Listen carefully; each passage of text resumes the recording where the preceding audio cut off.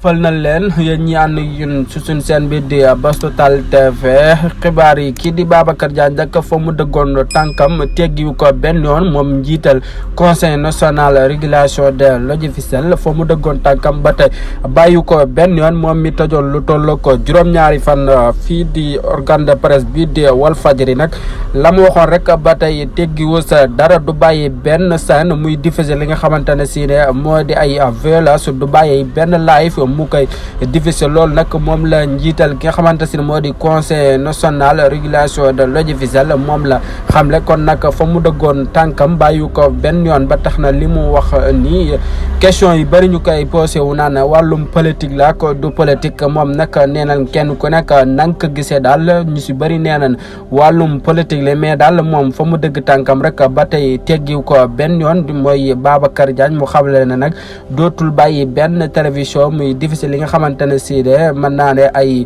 violence lay doon te nit ñi di ko seetaan mu nekk public loolu nag dootu ko bàyyeeti si benn télé muy daw nag moom nag fa mu dëggoon tànkam foofu la dëgg ba tey ba xam le ne rek moom conseil national régulation de l'audiovisuel daal li mu waxu dellu si ginnaaw benn yoon moom kii di Babacar Diagne.